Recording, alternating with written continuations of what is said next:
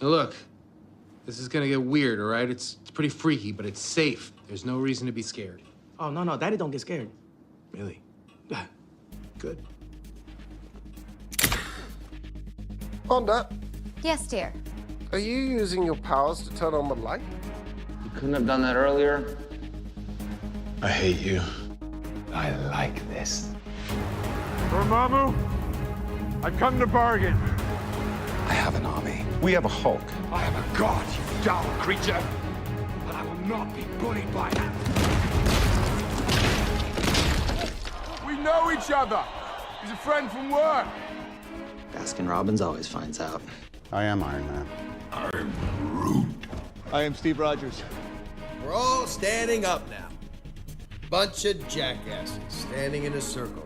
Because that's what heroes do.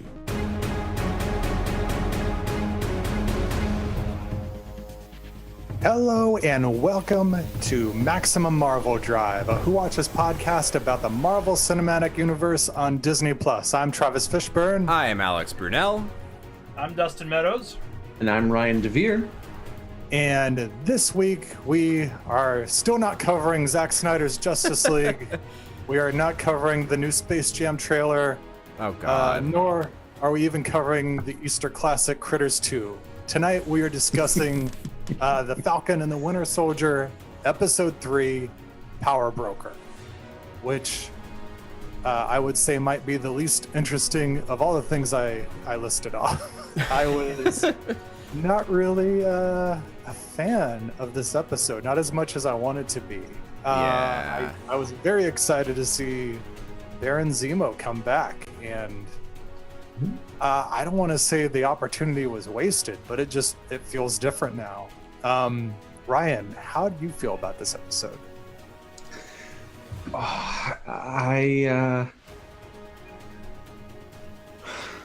There's just, man, I want this series to go well. I want Marvel's television series to go well. But this is not reaching the heights of WandaVision. We're playing this very safe. It's very straightforward. And I'm having a hard time staying with it.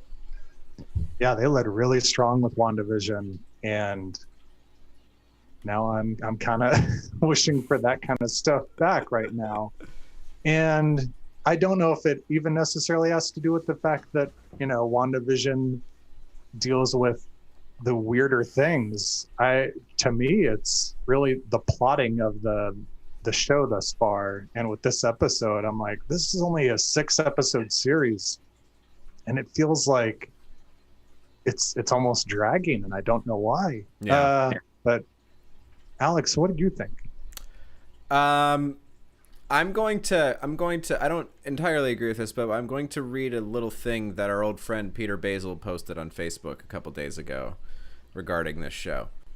Every time I watch Falcon and Winter Soldier, I zone out because it's just men traveling around the world for no reason talking about made-up politics. And I felt that very much in this episode. People went places, usually some rooms. They had some conversations. They moved to different rooms and then continued to have conversations spurred by the previous conversations. It was just a bunch of stuff. There's some fun action work toward the end. I liked the container yard sequence. Mm-hmm. Some fun stuff in there. Some more stuff that I was just like, oh, this is violent. But yeah, I felt kind of the same way. It's like, okay, we have sat through this. Now more of the things that I've come here for, please. Yes. And Dustin, how about you? I think it was fine. I didn't dislike it, but I think aside from the shipping yard sequence that Alex mentioned, this is probably the weakest of the 3 episodes. But I was very happy to see Daniel Bruhl. So that definitely kind of made me look past a lot of the flaws, which there were. It was fine. All right.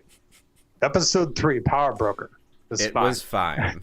Yeah, I mean, it's an episode that we probably need to have to get to the better stuff. Yeah, that's probably true. Yeah, like it's not quite a filler episode.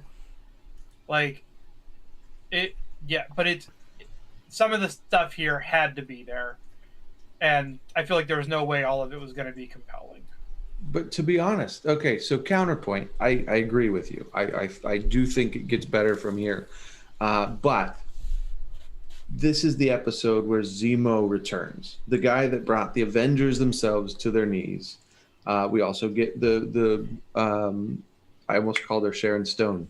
No, we get the return of Sharon Carter. Yeah. Should have felt something. I should have felt more for this episode than what I did. I will say to that, I was happy they brought her back. I feel like they kind of shuffled her off real quick at the end, and that was kind of one of the flaws that I kind of took the issue with. Yeah. I'm really curious where we go from here, right? Like, out of Madripoor. Can we leave Madripoor? Can we? I feel like this is the what is it in The Last Jedi? Exegol? No, is it no, not Exegol. That's the Sith planet. What's the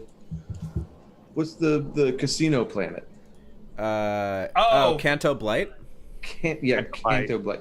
Like you're there for a while and you're like, I'm just gonna block this out by the time I get to the end of the film. They're also similarly squandered opportunities. I feel like what's the name of Malador?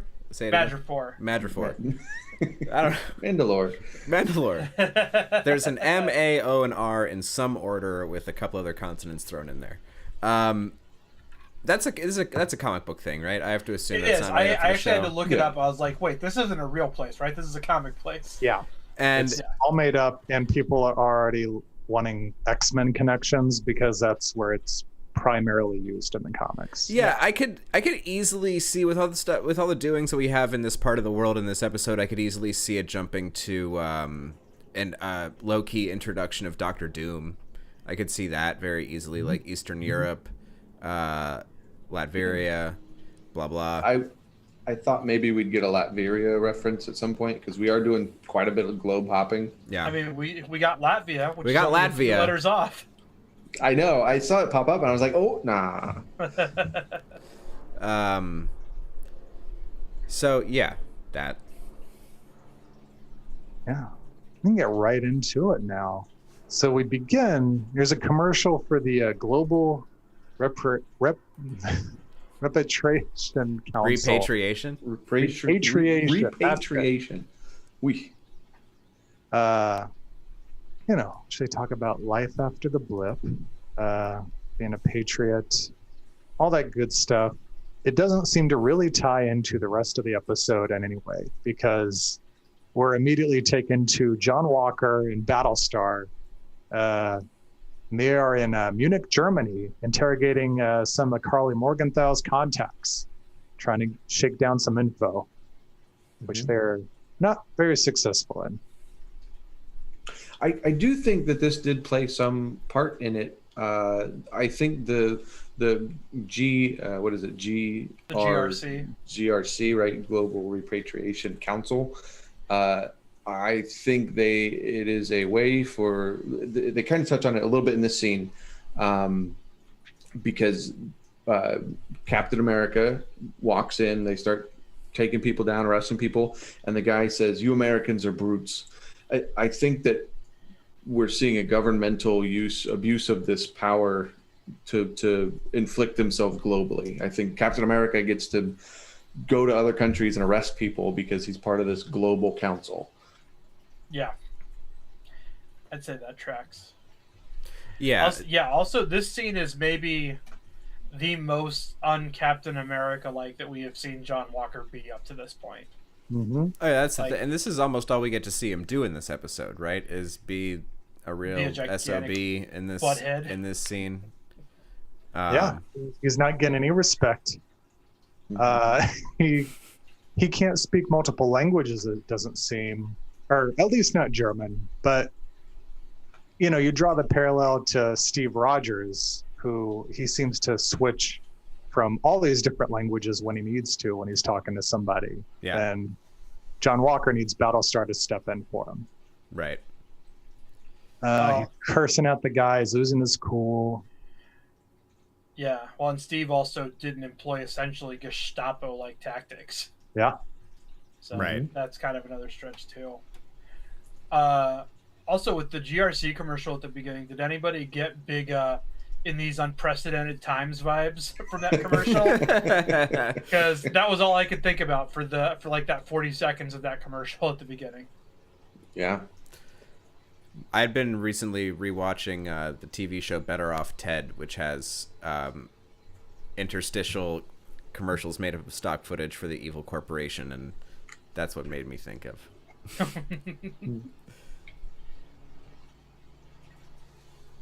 Yeah. So that is pretty much that scene. Yeah, it's just reminding us that John Walker is here. He's working the case and doing. And he's not doing. Yeah. He's doing a real small dick energy version of that.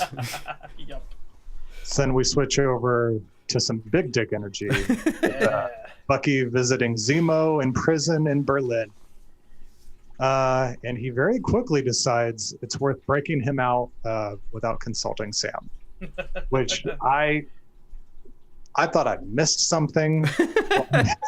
We cut to the next scene and I'm like, was I just like not paying attention? What happened? And no, we cut to him seeing Zemo taunting him for a little while, and then him going to see Sam in this Jay Leno's car garage, and then all of a sudden we find out that he helped Zemo escape. But he's already out. Yeah, we get that classic misdirect trick from movies where they explain the plan, but they're just like, I already did this plan. Yeah. You didn't just see it play out fictionally. I'm just telling you what I already did an hour ago. Right. Hypothetically, what if I did all of these things, and then hypothetically, what if Baron Zemo walks in right now? Also, on a semi-related note, can we petition to have BDE no longer mean Big Dick Energy, but mean Brule, Daniel Energy? Can we do that moving forward? Sure. Whenever you say BDE, Hashtag. we will know what you're talking about.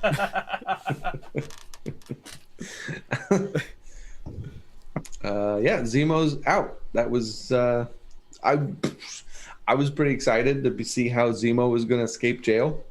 I thought, okay, here, like this will be cool. We're going to get some real clever uses, some things happen, and nope, he just kind of was out. Yeah, they let him stroll out of what seems like a very minimum security prison. It's just regular prison. I mean, like that just seemed like regular prison. The prison in Face Off was like way more intense. Yeah, and I feel like Zemo should be in like a Face Off style prison. Absolutely, because at the end of Civil War, he was in the same container that they were keeping Bucky in. Yeah. Yeah. Now he's just in Gen Pop. Yeah, and we know that Shield has the raft. So why isn't he in the raft? Yeah. Anyway, they just needed him out. I feel like this was a move that was like, the screenplay just needs Zemo out. We don't have the budget to get him out of the raft, so he's going to be in a prison over here. Yeah, we can't put him in, what was the face-off prison? Erewhon, I think it was. That sounds accurate. Yeah, nowhere backwards. I'm just saying. Right. Daniel Bruhl should have at the very least had to enlist the help of Chris Bauer to break out of that prison, and he did not. So, then Zemo, he wants to help them dismantle the Super Soldier Project, which that all tracks and makes sense that they would both have the same end goal as of this point. So he joins their cause, and he takes them on a private jet to Madripoor. Because he is a baron, and his family is still filthy, stinking rich, so he has a private jet at his disposal. Yeah, it's great. I mean, from the comics, he's Baron Zemo, but this was another thing that I had a hard time grappling with was in Civil War, he seems like more of a regular guy. He seems like a guy who's just very smart, and he is not using all of these crazy resources that seem to be at his disposal. He's just putting a plan into place, and he seemed that much more threatening as some normal guy who could take down the Avengers. Yeah. I think this took all of the teeth out of Zemo. for me at least. I mean, based on what was established previously, he felt imposing because he was just smart enough to pull the right strings when he saw weaknesses. And now he's wearing his collar popped with a big old flashy, trench coat, flying around in private jets. He's way more of a mustache twirling villain all of a sudden than he ever was in Civil War. I mean, that XXX coat looks good on him, though. It looks good on him. I'm not taking that away from him. But you can have that one, Brule. I'm just saying, I mean, like I said, most of the stuff, I'm willing to give him the benefit of the doubt. I think there's obviously going to be something. There's a long con in play here. I think Zemo's definitely got something planned for down the road. He's just not ready to show his hand yet. My guess is that we're going to see Zemo become kind of the Loki of the television shows. He's going to be this kind of lower level boss that's going to show up. Oh no, it's Zemo. He's coming around again. Big things must be happening. Yeah, that seems to be what they're doing, because the last time you saw him, it's like, oh, he was doing some terrible things. Now let's walk it back and make him kind of the anti-hero, that he's being more quippy than he was before. Right. Like, oh, And this show guy's him in a funny cell. now? Yeah, they're actually exchanging jokes with him. Mm-hmm. Yeah, I mean, it's a thing. That's a thing that franchises do all the time. We don't have to hold Marvel to. I mean, like, yes, I agree, it's friggin' dumb, but it's like, this is like a AAA franchise, and it's just like, yeah, they're gonna change a character's motivations depending on what they need him to do in the plot. Like, it just happens. Mm-hmm. Doesn't mean it's not. Doesn't mean it's good. It just means it's like not like they're doing anything particularly egregious. Yeah. No, and I know I'm coming down really hard on the show this week, but really it never dips into like offensive. No, it's fine. It's not. It's better than Thor 2. Yeah, passable at worst. There we go. There's no dark elves, but I mean, like, the quality is still apparent. We're still here. We're still watching it. We're still here. We're not throwing our hands up and saying I'm out. The use of Daniel Bruhl was not as wasteful as the use of Christopher Eccleston. Yes, that is correct. Oh yeah, God, what a waste. That might be the biggest blown casting in any of the God. Marvel movies. Well, I'm also I wish that Sam Rockwell had a bigger, yeah, part in the MCU as well. Yeah, I take that back. Walton Goggins in Ant-Man and Wasp is the biggest blown opportunity as far as Marvel casting. Yeah. God, We're gonna you create have a someone list. that terrific and charming Make a list, yeah. and such a great villain, and then just do nothing with him. That's a I mean, good filler podcast we could do in the future. The MCU's biggest missed opportunities. Yeah. Mine is right up there. It will continue to be Don Cheadle for as long as he is. He's wasted. What is he? He's not gotten to do anything. Well, he's going to get his own show, so. Yeah, are you the most excited for War Machine or War Machines? Is it plural? I can't remember. Do you wish that Terrence Howard had kept the role? Yeah.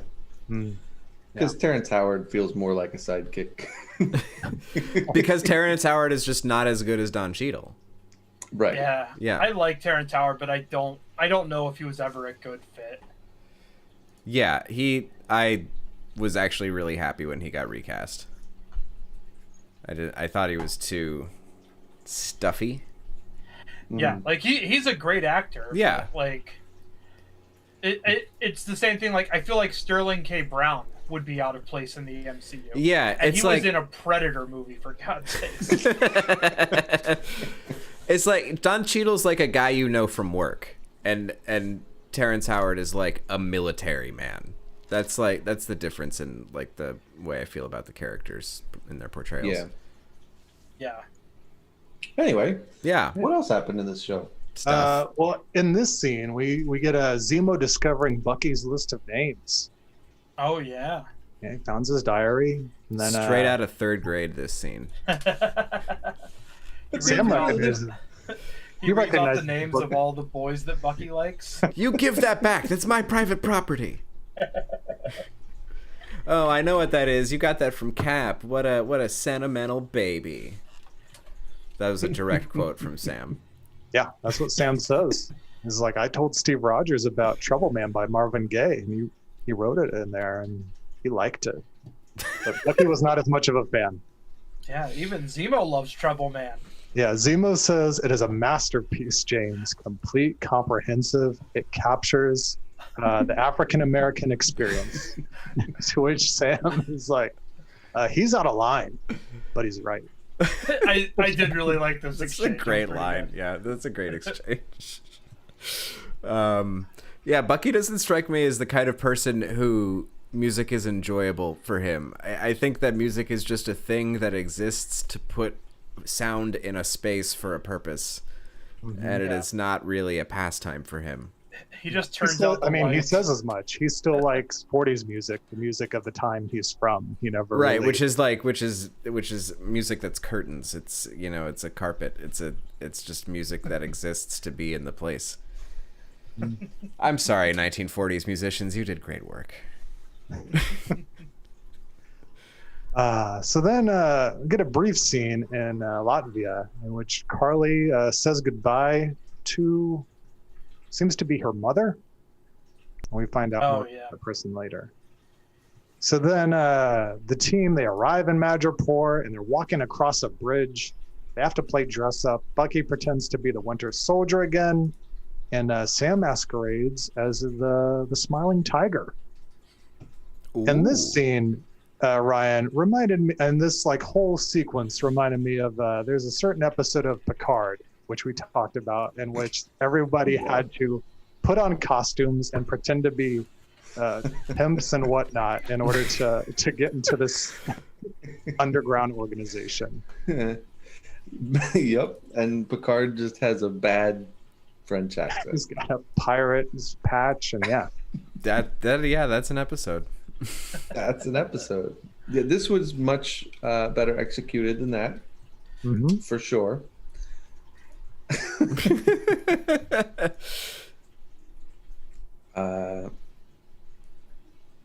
It was weird that they're crossing a bridge on foot, and then this car comes out of nowhere and picks them up and turns around. It was a cool visual. Yeah. I really wanted the design of this whole place to be less Dubai and more Escape from New York. Ooh, yeah. Yeah. I really wanted the pirate island to be dirty and messed up, but also maybe John Wicky a little bit. I kind of wanted that out of it. Later. They do, but the whole setup is very Dubai-y. Or it feels like, I've never been to Dubai, but based on what I've seen of Dubai in action films, that's what this feels like. Yeah, this felt a lot like...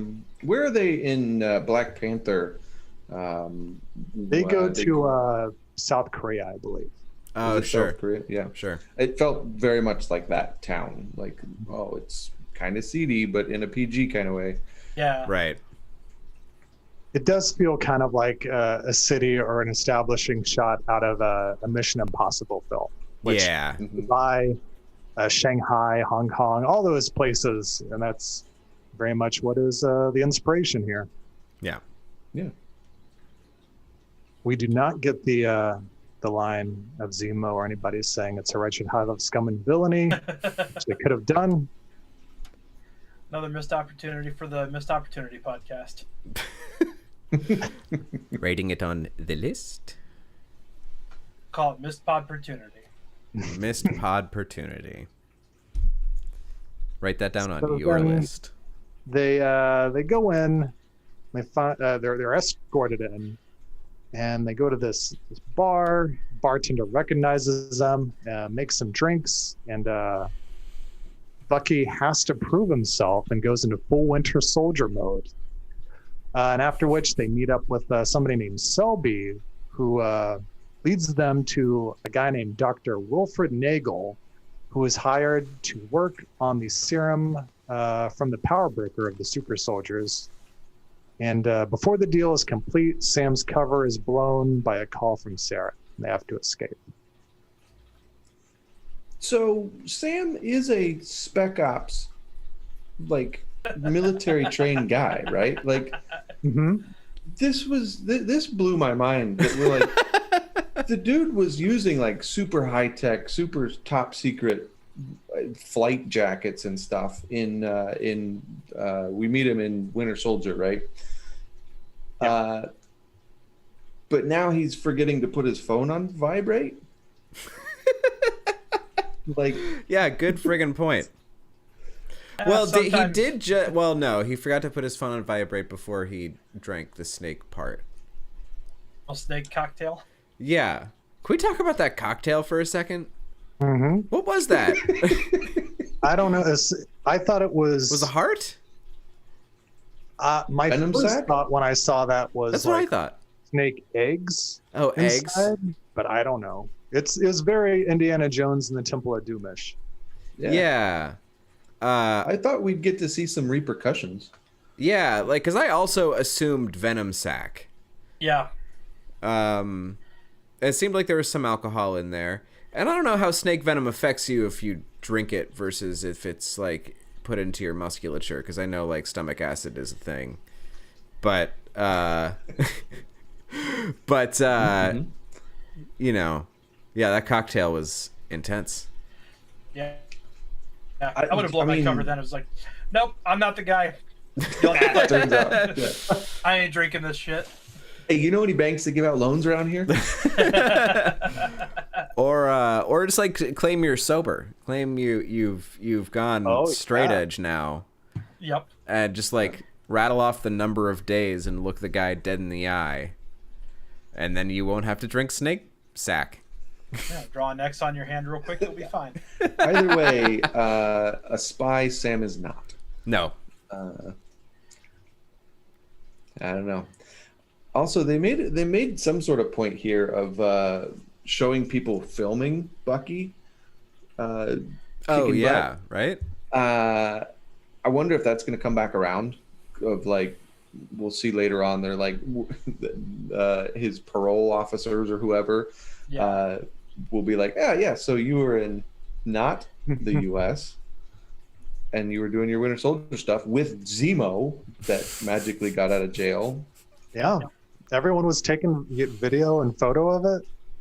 Like they made a point to show that. Yeah. So I wonder if that'll come back. One of my favorite things of the episode was during that sequence was we got to hear Henry Jackman's Winter Soldier theme come back that he put into the Winter Soldier. Yeah. Yeah, that was cool. I really liked Bucky's music cues throughout all the films. They've always been very heavy, very ominous tones. Scores. Yeah, you hear that and it's instantly scary. You heard that in the real world, you know you're probably about to die. Yep. I did like the actual action sequence here, though. The Winter Soldier beating the hell out of a lot of people, bar full of guns drawn. It was fun. It's fun. Yeah, he's just a fun character to watch. He continues to be fun to watch. But then we go meet Jamie Lee Curtis. British Jamie Lee Curtis. Yeah. What's all they said? And yeah, Sam has a weird, awkward conversation with his sister, which just does. I mean, it seems to be going decently because she's not giving a lot of details, even though he tells her, "Remind me of exactly what our fight was." And it's like, don't say that. Make it as nebulous as possible. Yeah. This felt like a scene like straight out of like an 80s buddy cop movie where like maybe the partner isn't really a cop for some reason and totally blows it. And this is from 48 Hours. Yeah. Yeah. So, yeah, Sam knows better than that, right? Guess You'd not. think so. He was trying to play it up, though. He threatened to kill the banker. Yeah. He did threaten to kill the banker. We all would have loved to see that. And Sarah does not react at all. Yeah. Then she starts yelling at the kids about Cheerios.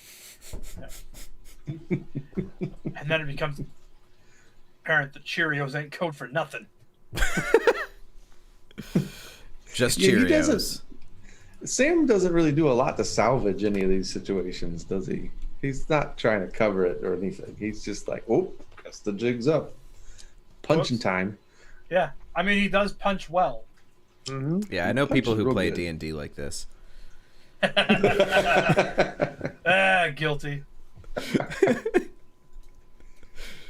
Sometimes it's fun to just wing it and see what happens. Tried diplomacy for 3 minutes and then it's like, nah, it's not working. Set it on fire. If I duck behind the couch, does it considered cover? Yeah. Do I get the surprise attack? Depending on the room. Yeah, not very effective cover if there are bullets in the equation, but it's cover. Yeah. Oh, and then their cover is blown, and Selby, puts out the call, and they all get John Wicked or Mandoed or any of those that have happened recently. It seems like a recent thing in like these action movies where everyone is surrounded by all these hired killers who are getting the message at the same time. You got to go after these guys now. Yeah. Yeah. There's your John Wicky, Alex. Well, like, yeah, but that's the thing. There's always been goons. I mean, like, you go back to the Ninja Turtles movies, you had the Foot Soldiers, the Foot Clan. You know, there's just like, there's a legion of goons no matter what you're up against. There's just always the hired goons. And it based on, you know, I mean, I know we're in a pirate continent or a pirate island or whatever, but you know, the big employers, these goons, these goon agencies, big for the local economy. Goons, hired goons. Yeah, I have no further thoughts about these goons. So there's an action set piece where they're trying to get out, and they're saved by Sharon Carter. Oh yeah. Been on the run and takes them to her home in Uptown Madripoor, where she's got a lot of art she's been collecting, and she decides to help them go after Nagel in order to get her name cleared in the U.S. So she wants to simultaneously get her name cleared in the U.S., but maintain her pirate hideout full of invaluable stolen artifacts. Is that correct?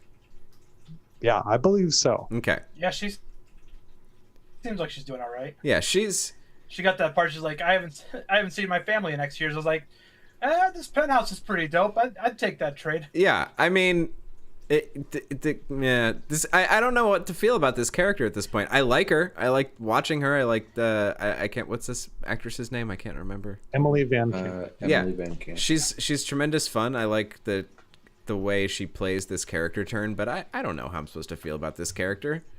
She's kind of a jerk. Yeah, Bucky says as much. So she kind of sucks now. She's another character that has changed since we've seen them in the movies. Yeah. Ever since, seems like she's lived through the blip, and so now she's jaded, and she's been living a different lifestyle and sees through all the hypocrisy of the heroes. Doesn't really believe in the shield anymore. Probably ever since she found out that Steve Rogers was her great uncle, and she kissed him. She went to the dark side. That's really, it's the gateway drug into becoming a pirate. The fact that he then went back in time to stick it to her aunt instead. I'd be pretty miffed about that, all things considered. Oh, I became a fugitive from justice to help you, and you spent the last 70 years boning my aunt. Cool. Cool, man. and then didn't show up at her funeral. Getting right. Oh my god. He was at her funeral. You what? Well, he was at her funeral, the younger self. The older self is what I'm referring to. Sure, but younger Cap didn't pursue her while old Cap was living that life. Like, he probably just straight ghosted her in both forms. That's very potentially true. Yeah. I'm just saying, I could understand not being thrilled about that slight. It's disrespectful. It's fair. This reveal, this felt a little bit too jarring for me. I wish we had some sort of establishing something. They might as well have given her like big old scars and an eye patch and like she's the twisted version of Sharon now. She's the what's the name of Jeremy Renner's character in Endgame? Ronan. Yeah, the Ronan character. Yeah, basically that. Lady Ronan. Give her a mullet. Yeah, sure. Let's do that. It just it fell a little flat for me. It's like, oh, okay. She's so jaded. I think it would have been one thing if she was like an ice cold assassin when they found her, but like really all she's done is utilize skills that she already had as an agent of S.H.I.E.L.D. Yep. And now she illegally trades art. So like, yeah, I don't think that's a huge jump. Like I think that's kind of a believable pivot for a character whose life was kind of ruined by being involved with these people. Yeah. I think it's a fairly tame response on her part, honestly. Yeah. Fair.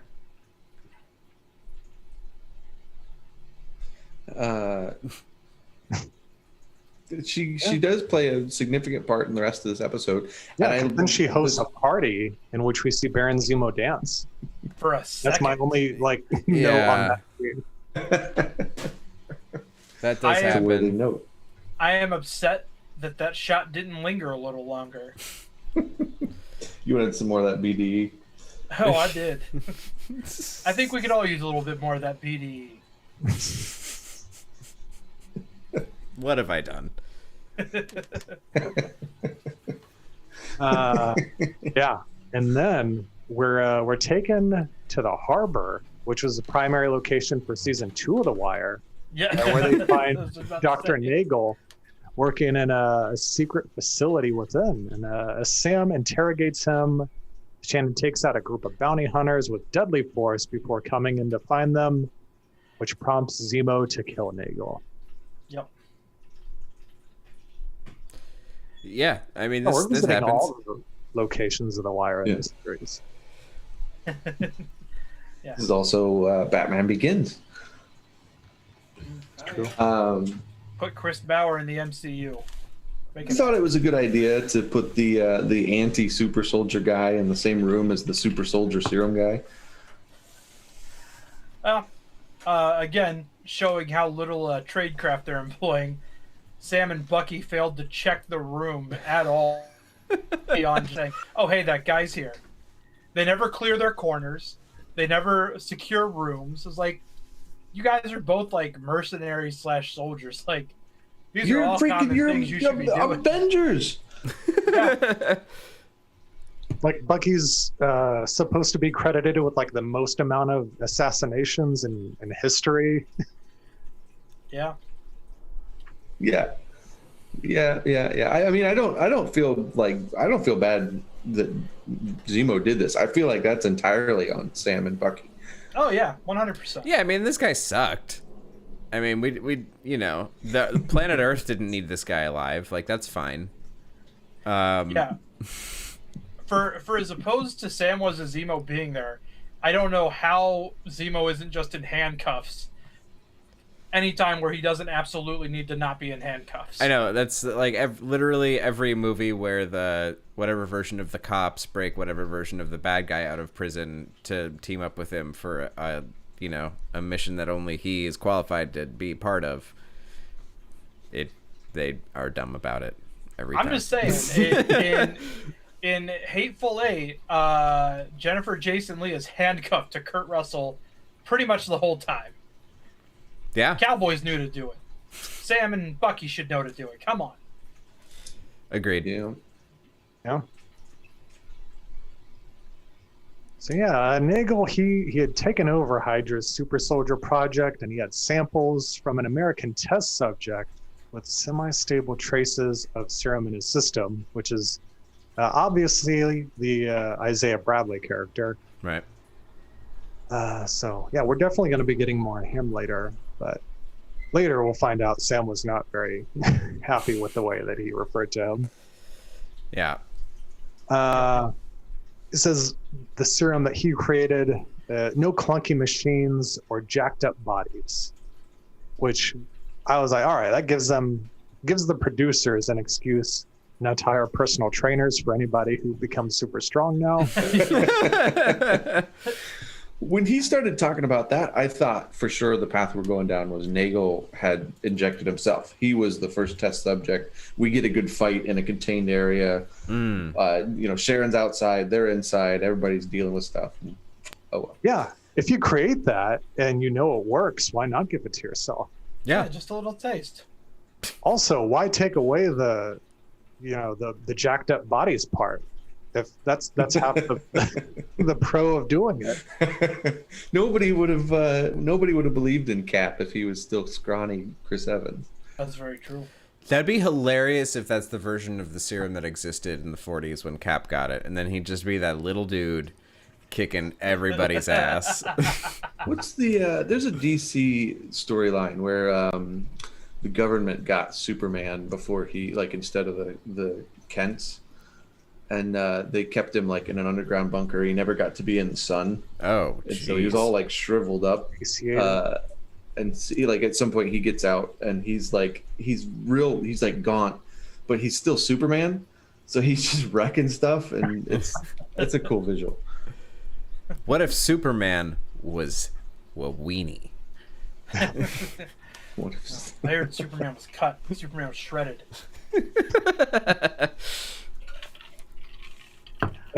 But you're right. That is totally, they're out for like Carly Morgenthau doesn't have to be like right ripped walking around. Right. That's literally the first thing I thought. I'm like, oh, that's why Enfys Nest isn't ripped. Got it. Okay. Yep. Yeah. I want to see her hold a helicopter down. Yeah, me See too. that shot. Yeah. We find out she stole 20 vials of the serum and called Nagel and asked him to help with the Danya Madani, who ended up dying of tuberculosis. And that's the character that we had seen her saying goodbye to earlier in the episode. Yep. And then, the lab is destroyed, and the group escapes in a shootout with the bounty hunters.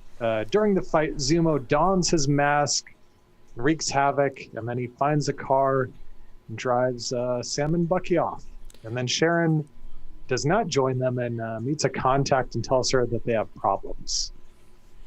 So a few things here. Number one, this scene the action beats are fun. There's new goons who all meet violent ends in various different ways. There is some blood at some point, like a little bit. I'm like, oh, blood. There's also horrible off-screen violence. Yeah, very. Thing number two, Zemo wears his mask. That's just for funsies, right? I did not know why he took it off. I'm like, he's not trying to hide his identity in any way. Like, these people know who he is, right? Right. That's just for him to like feel like a badass while he's doing these things. It's for him to pretend to be Batman. Right. It's okay. Thought so. I mean, it's so the Kylo Ren mask. Right. Yeah. Like unnecessary, but makes me feel cool. Yep.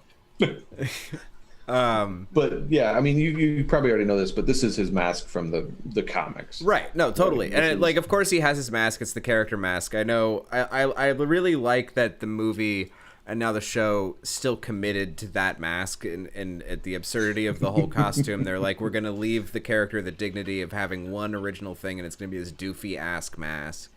And they're committed to it, and I'm for it. I just think it's really funny that it's like, it felt very similar to Bucky tearing the sleeve off of his jacket for aesthetic purposes only. Yep. It's just like, no, this will make me feel cool, guys. Now we got this. Don't worry, this arm doesn't get cold. Yeah, I was fine with it until he pulled back around the car. I was like, oh, he didn't do that and then run away. Right. Okay.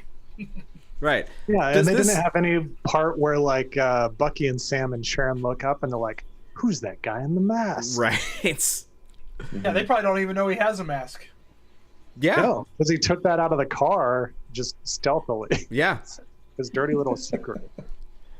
And then the third thought I had here was Sharon just had this person waiting for her.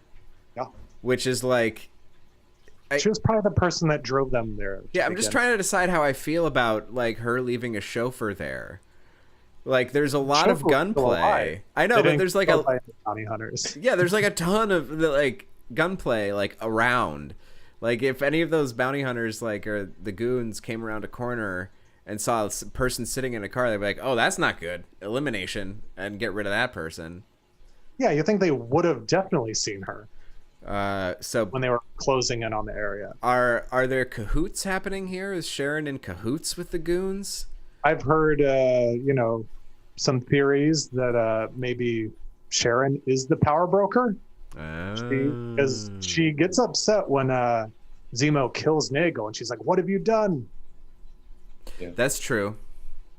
Yeah. She also says that they have problems. She seems like really upset by everything that's gone on. Yeah. I think she is, at very least, she's in league with the power broker. I would guess if the show wants to do something interesting, I would like to see her really go all total evil, right? But I don't know. I don't know if this show is gonna go that far. They've played it really pretty safe so far. Oh, I didn't get bring this up when she was introduced, but there was a cool visual callback when she comes into the frame holding the gun. It is pretty much a duplicate shot of when she saves Steve in The Winter Soldier, and she comes out of the shadows with the gun drawn. Yeah. Nice. Oh yeah. Also to that end, we didn't mention this. British Jamie Lee Curtis gets assassinated earlier. Oh, she do, yeah. 100%. My first thought when we saw Sharon was, Sharon did that, right? Like, she's the one who killed her. Yeah, I'm pretty sure she John Wicked that lady. She snipered that lady. Yeah. Because she did it again in the alley in a few minutes later, right? Yeah. So, I mean, yeah, I think that's what we're led to believe, right? Yeah, it seems like they're maybe laying some breadcrumbs for us to at least think that she's suspect. Yeah. She's sus. Yep. So we've never really seen Bucky, Winter Soldier, get like pinned down by gunfire like this before, the Zemo scene. And it also highlights a little bit, man, like what is Sam without the wings? We didn't see him fly at all this episode, and he gets into a lot of trouble the whole episode. It's like Hawkeye without the arrows. Yeah. Kind of, yeah. He's just a dude. Yeah, but I mean, Sam holds his own at least. Yeah. He holds his own in a fist fight, in a firefight, yeah. I would like for him to get some sort of, like Tony introduced in Infinity War and Endgame, he's got nanotech, armor and stuff now. Maybe we could get Falcon something like this where he can just have the wings when he needs them and they don't have to be a jetpack anymore. Yeah, like I get why they went into the bar in the beginning without those things.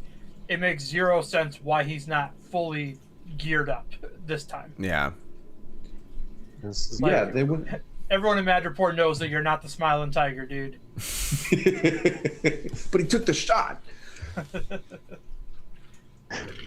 Everywhere. Everyone on the second floor knows he's not the Smiling Tiger.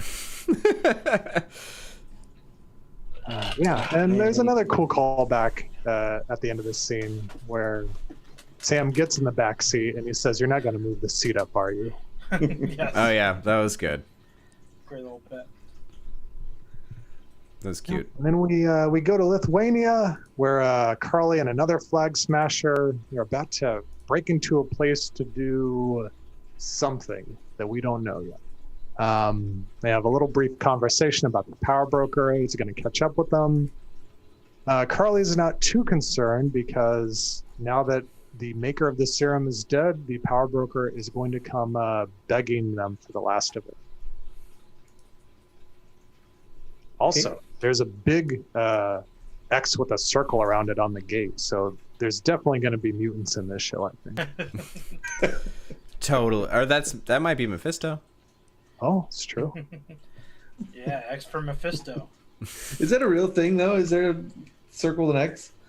There is. I noticed it during the rewatch, and I was like, oh, I'm just going to take a little note of this. It means nothing, but I'm surprised people didn't grab onto this. They wouldn't do that on accident. They mean something. It means that somebody on the other side of that gate threw a strike.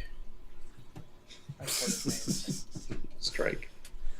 So then they're back on the jet, and Sam makes a call to Torres to help track down this Danya Madani. And then he and Bucky have a conversation about the ugly history behind the creation of Captain America, and then maybe he should have just destroyed the shield instead of turning it in. Then Bucky tells him that the shield is a symbol and means more than that, and that he's going to take it from Walker before he lets Sam destroy it. Then they get the call that Madani died in Riga, and Zemo has an idea where they can go and tells a pilot to change course. Yep. Pretty straightforward. Yeah, I mean, it's the plot things. Mm-hmm. Yeah, it does lay an interesting thing here where Bucky's outright saying, well, I'm going to take that shield if you don't want it. So right.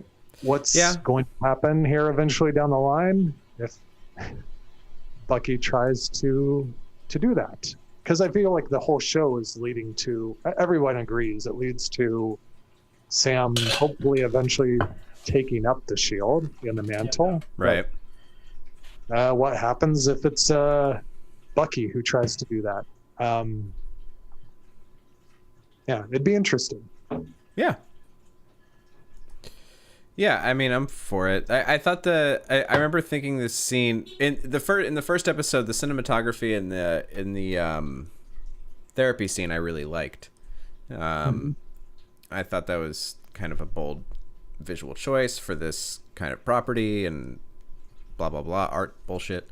But like in this one, I felt like this scene tried to do similar things. And I'm just like, oh no, this feels like now you're just doing it. You're just using this aesthetic, so it's not just like cutting to shot, reverse shot of people sitting down talking. You're doing this weird, absurd low angle that's kind of floating on a gimbal or a Steadicam or something, and it's just like I don't know why narratively the shot is asking for this.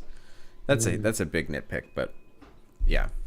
And like you said, in the first scene of this episode, when we're with John Walker, after he gets spit on and all that, they walk out and they keep doing this really intrusive angle on him. With I remember short that. Depth of field. Yeah, it's like is he gonna crack right here? Is he going crazy? Yeah, that was pretty extreme. Yeah. And like I appreciate like more bold visual stuff, like in terms of the cinematography and Marvel stuff. Like I appreciate seeing that, but this might be like overplaying its hand a little bit here. Speaking of Walker, yeah, we skipped a scene here where John Walker and Battlestar, they're tracing Sam and Bucky, and they visit the Berlin prison, and they decide to take some unauthorized approach to get the job done. Yes. All right, here we go. Let's see what this new Cap has got. We shall see. And yeah, then we get the Flag Smashers. They're stealing some food and supplies. And then they kill the inhabitants left there. So again, another straightforward scene. It's still a little surprising, though. I didn't expect her to like incinerate those people as they drove away. Yeah, this is definitely turning her. Seems particularly brutal for what she claims to be about. It's the only language those people understand, Dustin. Yeah, she seemed up to this point like a fairly sympathetic character. Yeah. Yeah, I don't disagree. I think this is in response to the character that we saw die earlier. That's kind of been the moment that pushed her over the edge. I mean, she's not entirely wrong, but it's definitely like it kind of marks a point of no return for her. Yeah. Yeah. And we really still just don't know much about her at all. We've really not uncovered. We really do, like, we know what they say their motives are, but like we don't know tool going to be served to, really. Yeah. Yeah. I feel like there's a lot of people. There's a lot of villains and all these extra pieces that we don't really understand right now. And the Flag Smashers are one of them.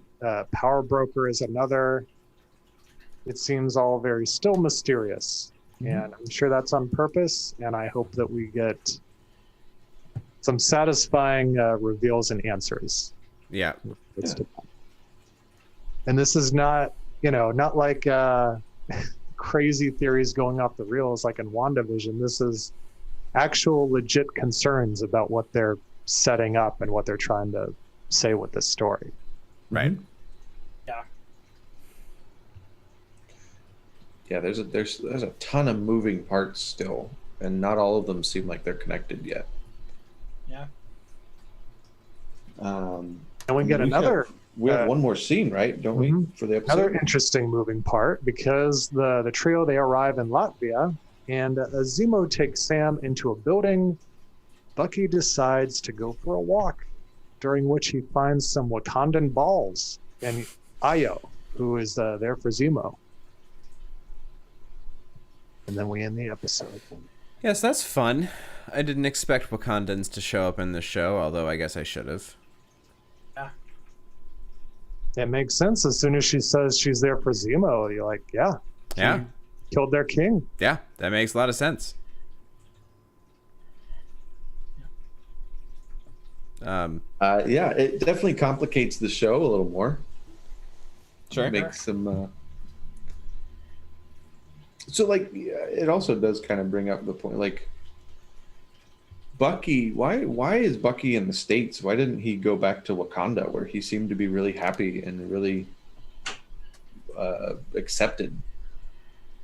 Surely he could have gotten extradited or whatever. Like, my theory is probably because he's been essentially prosecuted as a fugitive of the state in the U.S., and part of the condition of his release is that he probably has to stay there and also to the sessions.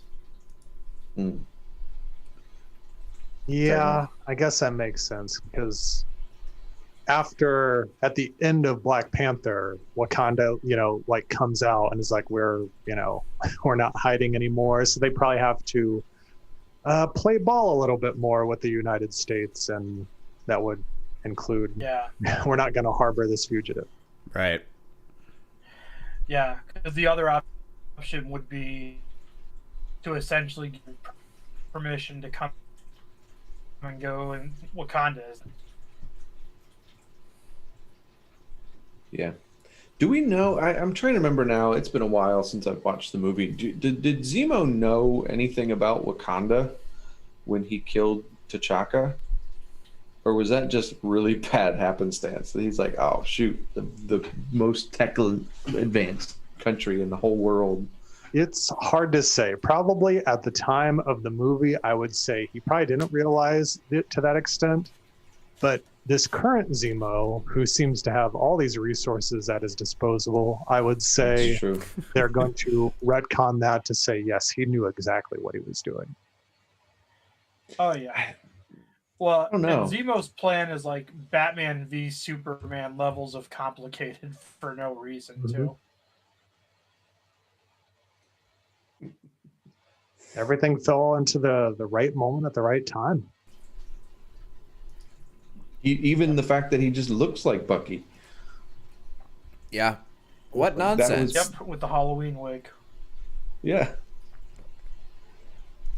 What nonsense.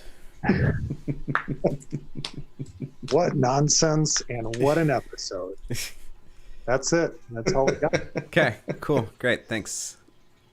We'll see. I do think that next episode will start to bring things back up. I think we'll get some answers, maybe, rather than we're still like kind of halfway point. Yeah.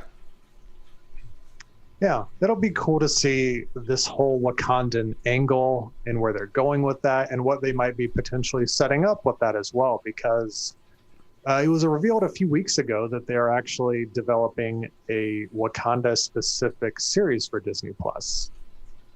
Oh, that's right. I wonder if they're maybe laying some of the groundwork for that here. I'd be interested in that. I mean, it seems like it could get. I would love a show that just like was a jungle science fiction kind of a show. You know, like crazy tech, but also like, you know, connections to the earth and these things. That's not Avatar. Give me that, but not Avatar. There we go.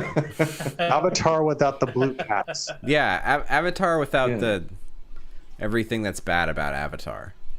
Yeah, and there's still a pretty huge question mark right now. What Wakanda, what Black Panther looks like now without Chadwick Boseman. Right.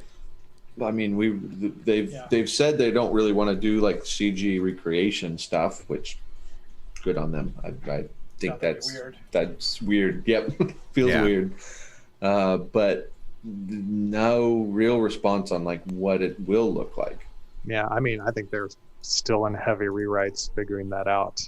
That's a whole big can of worms that I do not envy Ryan Coogler right now. Yeah. For what he has to do. Nope. But I mean, the entrance of a Wakandan here is going to have to give us something. We're going to get some sort of information about Wakanda. Yeah. Cool. Before which this was probably shot. I mean, this was written and shot before anything like that happened too. You mean like Chadwick Boseman's passing? Yeah. It probably was, wasn't it? Yeah. I mean, yeah, probably true. Heck. So we shall see. Yeah. Yeah. Yeah. Before we wrap up the show entirely, there was a couple other non-show related things I wanted to bring up. Number one is the recent debut of the Star Wars Vintage Collection on Disney Plus, which I'm like super excited about. It includes the 2D Clone Wars micro series from Cartoon Network in like 2003, which is very great. Really great. It's really great. It is presented on there like it was presented on DVD, which is like 2 mini features rather than as individual micro episodes, which is fine. It also includes the 1985 Ewoks TV series, which I just checked the quality of. It's definitely 1980s broadcast master tape quality, but it's not like true HD, but it's still the nicest we've seen the complete series of Ewoks since its original airing, and that is big. They've never released the entire series commercially on home video before. At least in the United States, there were more videos released in other countries than there were in the United States. The 2 Ewok live-action films are on there in what appear to be either brand new high-def scans or really good upscales. So, yeah, I watch the Ewok movies like you've never seen them before. Or if you've never seen them before, just watch the Ewok movies and try to forgive all the very obvious Earth animals that are in the first one. And when you do that, go back and listen to our shows covering the Ewok movies. Yeah, we covered a lot of stuff in those shows. We talked about a lot of details. Our timing was totally off doing it. Yeah, I know. How do we know? Who could have predicted that Disney would embrace these things? And also includes what is now being, I've never heard this title before this collection, but The Story of the Faithful Wookiee, which is the which is the animated segment from the Star Wars Holiday Special, which is the debut of Boba Fett. Again, it's like in a broadcast video quality, but it's still a nice looking thing. It's great that all this stuff is accessible. And I've also just read this on the press release about this on StarWars.com, that the original Droids animated series is slated to join this lineup later in the year. So that might be coinciding with the release of the new Droid series. Maybe they're going to synergize the old one with the new one and try to make some pennies off the old one for the first time in 30 years. Reissue some of those action figures. Oh man, I would go broke buying like 1-to-1 reissues of 1980s Droids figures. Like if Kenner printed like did them with this like the same card backs and the same kind, if they just like 1-to-1 reproduced them, which it doesn't seem like outside of the realm of possibility. The vintage series of the originals. Right. Like, do that for these crappy cartoons, and you will have all of my disposable income, and I will have an angry partner and a house that is even more full of unnecessary crap. So yeah, Alex owns animation cells from the droids and Ewoks. I do. I have really good ones. I have one with a Duloc giving the finger, and one that I call C-3PO en flagrante that I need to get framed. But it looks like C-3PO is caught in the act of some adult situation. With an Imperial. With an Imperial. It's great. It's a great cell. So that's all very exciting. I want everyone that's at all interested in this stuff to watch it, so that Disney thinks that people are interested and continues to expand this collection. Because Travis, you and I were chatting the other day. Other good additions for that same collection might be the vintage making of Star Wars documentaries. There is one for each movie, and then there is one called... Yeah, and those, again, have been released officially via Lucasfilm as well on the 2011 Blu-rays. Yeah, those have come out perennially. Like, they were all produced at the time. There was a significant re-release of the making of Star Wars. I think you could... it was around the time of the Faces reissue sets in 1995, and I think you could maybe send away for it with cereal box tops or something and get this making of tape. And they were also on the Laserdisc set from 1993. Those things are great, and they're very fluffy, but there's a lot of really great archival footage in there. It'd be great to see those on there. If the original unaltered trilogy were to ever appear for streaming, it would probably be in this section. That'd be really interesting. Right? Do you think they'd have the audacity to release the original cuts? I do not know. That would be really interesting. I don't think, because at this point, the only motivation aside from satisfying fans, which is obviously not strong enough of a motivation, or else we'd have it by now, the only motivation would be money. And then the question is, does this bring in new subscribers? And the answer is probably no. I guess probably not. If you already love Star Wars, this is already where you are. Right. You know what they do is they do this whole Disney Plus Premier Access thing that they have going on. The new release movies, but they apply it to some of the oldest movies in their library with the Star Wars films. I mean, that would be a thing. Buy them now before they go into the vault. Yeah, like I'd be, if they started putting up like, here's a you can watch Aladdin like it looked like in a movie theater, and not the scrubbed all to hell, no detail of the original process left in the film print. All this, all of Disney's modern video transfers of their classic animated stuff. Like Robin Hood looks like terrifying on modern digital. It looks so digital and gross, and it's like, why would you do this? Anyway, I have Disney issues. Also, if you're looking for a titillating superhero kind of take, currently airing right now is Invincible. Oh yeah. I just caught up on that. Don't sleep on it. It's very good. I think the 4th episode just aired this week. Mm-hmm. It is definitely scratching an itch that I feel like Winter Soldier and Falcon is leaving right now. Yeah, Travis or Dustin, are you guys watching Invincible? I haven't checked it out yet, but not as of yet. I read Invincible starting like over 10 years ago. I read the whole run of the comic, and it suffered the same things that other Robert Kirkman comics suffered, which is as he started spreading himself thinner, the comics started getting worse. But there's like a lot of the entire run of Invincible that's like really, really great. And the character design is really well translated into the animated series. The voice casting is excellent. I don't think the animation is like...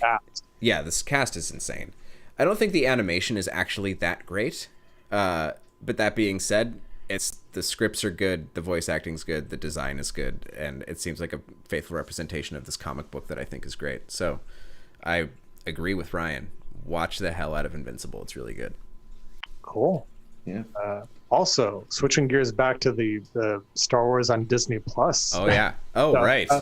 There's also the entire series of the Muppet Show was dropped on Disney Plus. Oh yeah. And that includes the Mark Hamill Star Wars episode. I was wondering if it did. Yep. So they can just throw that episode in the Ditch collection. They should. It should be linked from there. Like I had so many I had more than one like classic bootleg DVD or VHS tape that's like the Muppet Show segments, you know. Just is amongst the bootleg things that now we don't have to. Yeah, I had no idea that was on there. That's a good call there, Travis. Cool. Any other streaming things that people should be checking out other than the Zack Snyder's Justice League, right? Which we have to discuss. We will cover within the next week. TBD. Yeah. People are clamoring for it. It's it's not lost momentum at all. No. 36% of viewers finished it within their first week. I read the metrics say. Whoa. I did start watching Made for Love on HBO Max, which I'm really enjoying, starring Kristen Milotti and Billy Magnuson. That's a series? It's a series. Ah, okay. I saw promos for it. I thought it was a movie. Oh no, it's a series. Really into that show. If you don't know anything about it, I'm not going to describe it on this podcast. I think it diverges a little bit too much, but that's a show I'm enjoying quite a lot. And yeah, when are we going to talk about Justice League? When do we want to do that? I still have to watch Justice League. Pin down a day right now while we're sometime live. this week. We can do a live watch right now. We would finish. Here we go. Like just before 2 a.m. For us here in Ohio. Not 2 in one day. I'm still recovering from all the whiskey I drank to watch the black and white cut today. All right, we'll talk about scheduling it after the show, but we'll that'll be real soon. That'll be within the next week, I hope. I would like to get it out of the way. Yeah. I'm already compiling some thoughts, even though I haven't seen any yet. Probably all accurate. Perfect. There are more thoughts about Zack Snyder in general. Yeah, look forward to that, and also look forward to coverage of Falcon and the Winter Soldier episode 4. Yeah. And in the meantime, Alex, where can people find more of your work? I'm on Twitter and Instagram at Alex Brunel. You can also check out my website, abrunel.com. I am a local 600 camera assistant, available for all your camera assisting and focus pulling needs. Just having wrapped a Netflix series in Pittsburgh. I'm happy to be back in LA and available for work. Hire me. Okay, great. And Ryan, how about you? You can find me on Twitter at Harbjagan. That's HARBJAGN. Yeah. Okay. And Dustin, how about you? Also, don't forget to plug that article. Oh yeah. Oh yeah. Yes. You can find pretty much all my stuff at DustinMeadowsComedy.com, my social links, my Twitch, all that stuff. And I just had an article dropped for Hard Drive, a vertical of Hard Times Punk Satire site, that tackles some of the things in WandaVision that may or may not have been Mephisto. So check out harddrive.net for that article. I got paid money to write something really stupid and throw a Star Wars joke into it. So. Yeah. And speaking of that Star Wars joke, Kit Fisto has a pretty good sequence in the Tartakovsky Clone Wars series. Yeah, he does. It's one of the greatest parts. It's so good. Probably what created a lot of the fandom around the character was that animated totally series. For me, yeah. And the show itself, we stream on Facebook, Twitch, YouTube every week. Who Watches Podcast at gmail.com. Reach us there and subscribe to us on iTunes or any podcatcher you listen to, and leave reviews. We appreciate all of them, all of the feedback. And so, yeah, until next week, piss off, you ghosts. Piss off, ghost!